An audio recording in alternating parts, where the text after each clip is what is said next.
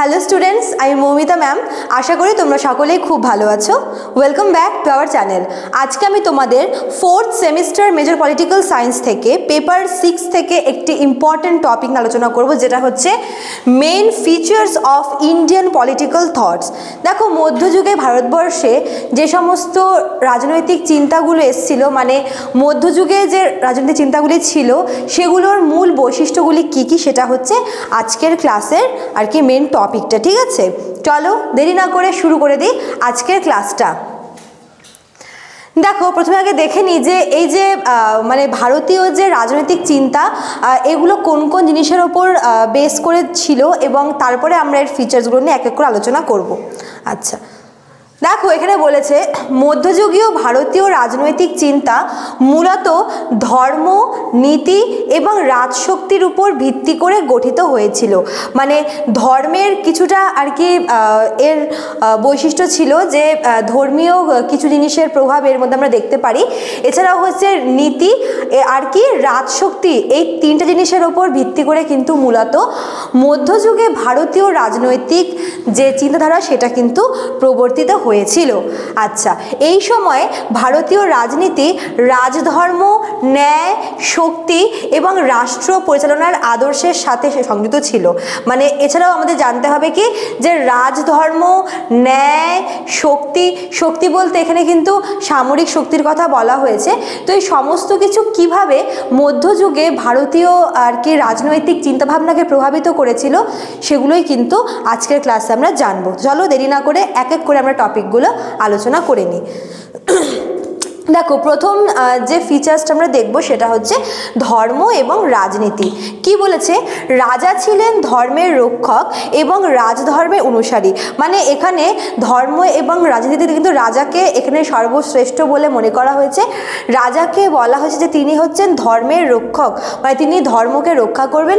এছাড়া কি রাজধর্মের অনুসারী, মানে রাজধর্মকে অনুসরণ করবে রাজা। ঠিক আছে। আচ্ছা, এছাড়াও আর কি মনে করা হতো যে রাজা হচ্ছেন ঈশ্বরের প্রতিনিধি এবং ধর্মের ভিত্তিতে রাজ্য শাসন পরিচালনা করা উচিত। মানে এখানে একজন রাজার কিভাবে ধর্মের উপর ভিত্তি করে বা রাজধর্মের মানে পালন করার মাধ্যমে তার ধর্মনীতিকে, তার রাজনীতিকে পরিচালনা করবে সে ব্যাপারেই বলা হয়েছে। যে এখানে রাজাকে বলা হয় যে রাজা হচ্ছে ধর্মের রক্ষক, ধর্মকে রক্ষণাবেক্ষণ করার দায়িত্ব হচ্ছে রাজার। এছাড়াও রাজাকে বলা হয়ে থাকে যে তিনি হচ্ছেন ঈশ্বরের প্রতিনিধি। মানে ঈশ্বর যেভাবে আর কি দিক দেখাচ্ছে, মানে ঈশ্বর কি করছে রাজার মাধ্যমে মানুষকে সঠিক পথ দেখাচ্ছে। আর কি বলেছে যে এখানে এই সময় হচ্ছে ব্রাহ্মণ্যবাদ, বৌদ্ধ এবং ইসলামী রাজনৈতিক দর্শনও এই সময় কিন্তু গুরুত্বপূর্ণ ভূমিকা পালন করেছিল। শুধুমাত্র হিন্দুত্ববাদ না, এখানে আমরা কিন্তু ব্রাহ্মণ্যবাদটা দেখতে পারবো, আমরা এখানে বৌদ্ধ দেখতে পারবো, মানে আরও ডিফারেন্ট যে রিলিজনগুলো আছে সেখানে। এছাড়াও কি আমরা ইসলামী রাজনৈতিক দর্শনও কিন্তু এই সময় দেখতে পারবো। মানে মধ্যযুগে শুধুমাত্র যে হিন্দুত্ববাদী মনোভাব নিয়ে বা হিন্দুত্ববাদী রাজনীতির মাধ্যমে রাজনীতি বা রাষ্ট্র পরিচালনা হয়েছিল এমন না। এছাড়া এই সময় ব্রাহ্মণ্যবাদ, তারপর হচ্ছে বৌদ্ধ, এছাড়াও কিন্তু ইসলামী যে দর্শন, রাষ্ট্র দর্শন, সেটাও কিন্তু এই সময় খুব আর কি গুরুত্ব পেয়েছিল। আচ্ছা, তারপর দেখো নেক্সট বলেছে, নেক্সট পয়েন্ট হচ্ছে মনুবাদী রাজনীতি এবং ধর্মশাস্ত্র। মনুবাদী রাজনীতি এবং ধর্মশাস্ত্র কি বলেছে? হিন্দু রাজনীতির ভিত্তি ছিল মনুসংহিতা, অর্থশাস্ত্র, ধর্মশাস্ত্র ইত্যাদি।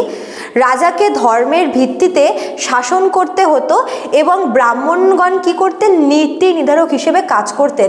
মানে মধ্যযুগে যে ধর্মশাস্ত্রগুলো আছে, বিভিন্ন হিন্দু ধর্মশাস্ত্র যেরকম হচ্ছে অর্থশাস্ত্র, কৌটিল্যের লেখা, তারপর হচ্ছে মনুসংহিতা, এই সমস্ত কিছু কি ছিল? এই সমস্ত কিছু হিন্দু রাজনীতির মূল ভিত্তি হিসেবে মনে করা হতো। এছাড়াও বলা হতো যে রাজাকে সবসময় ধর্মের ওপর ভিত্তি করে শাসন করতে হবে। মানে রাজাকে সবসময় তার শাসন কাজটা ধর্ম অনুসারে, ধর্মের পথে এবং ধর্মীয় মতবাদ নিয়ে আর কি পালন করতে হবে। ঠিক আছে। এছাড়াও এই সময় যে ব্রাহ্মণরা ছিলেন, ব্রাহ্মণরা কি করতেন? তারা নীতি নির্ধারক হিসেবে কাজ করতেন।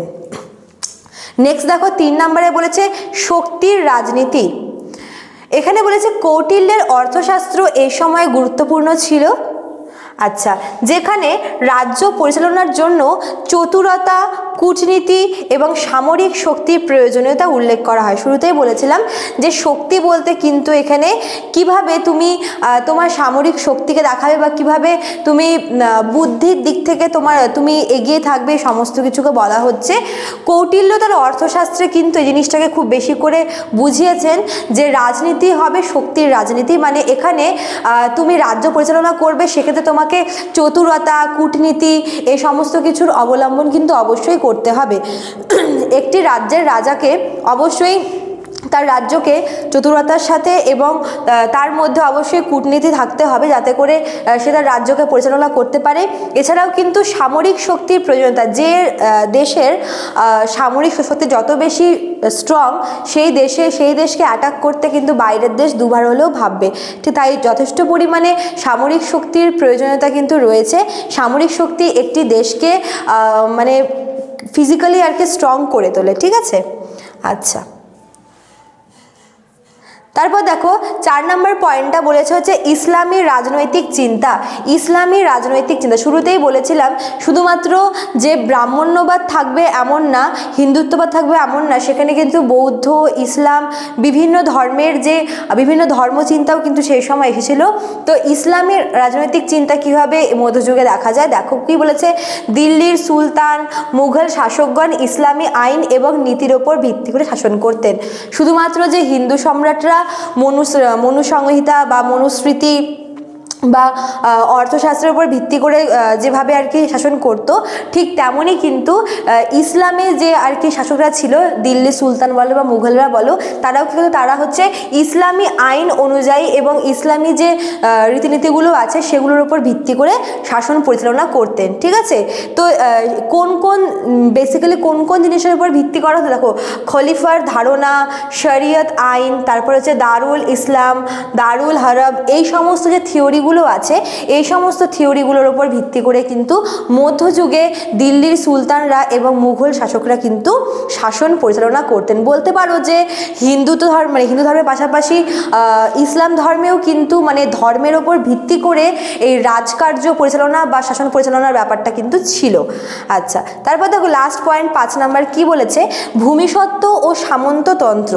সামন্ততান্ত্রিক ব্যবস্থা রাজনীতিকে গভীরভাবে প্রভাবিত করেছিল। মানে এই সময়ে মধ্যযুগে কিন্তু এই সামন্ততান্ত্রিক ব্যবস্থাটা খুব বেশি আসে, সামন্ত প্রভুদের আর কি এই সময় উত্থান ঘটে।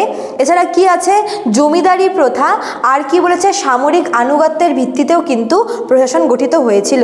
শুধুমাত্র ধর্ম বা মানে ব্রাহ্মণ বা রাজা বা সম্রাট বা সুলতান এরা বাদ দিয়েও যারা সামন্ততন্ত্র ছিলেন, যারা মানে সামন্ততন্ত্র ব্যবস্থায় যারা জমিদার ছিল, যারা সামন্ত প্রভু ছিলেন, তাদের ওপরও ভিত্তি করে বা তাদের মানে সেই যে ব্যবস্থাটা ছিল সেই ব্যবস্থাও কিন্তু মধ্যযুগে হচ্ছে পলিটিক্যাল থটসটাকে অনেক বেশি প্রভাবিত করেছিল। এখানে আমরা জমিদারি প্রথা সম্পর্কেও জানবো যে জমিদারি প্রথাও কিভাবে হচ্ছে রাজনৈতিক চিন্তাকে এই সময় উদ্বুদ্ধ করেছিল, এবং সেই সাথে যে সামরিক আনুগত্যের ভিত্তিতেও কিন্তু এই সময় প্রশাসনটা গঠিত হয়েছিল। ঠিক আছে, তো এই কটাই পয়েন্ট তোমাদের ছিল এখানে, যেগুলো হচ্ছে মধ্যযুগের রাজনৈতিক ভাবনা চিন্তাকে প্রভাবিত করেছিল অনেকাংশেই। ঠিক আছে, ক্লাসটা শেষ করার আগে বলে রাখি, যারা আমাদের কাছে অনলাইনে পড়তে চাইছো তারা এখানে দেওয়া নাম্বার দুটোর মধ্যে কোনো একটা নাম্বারে আমাদের সঙ্গে যোগাযোগ করে নিতে পারো। এই দুটো নাম্বার হচ্ছে আমাদের সেন্টারের হেল্পলাইন নাম্বার। একটা নাম্বার হচ্ছে 6295916282, আর একটা হচ্ছে 7076398606। ঠিক আছে, তো চলো আজকে এতটুকুই থাকলো, দেখা হচ্ছে নেক্সট ক্লাসে। Thank you.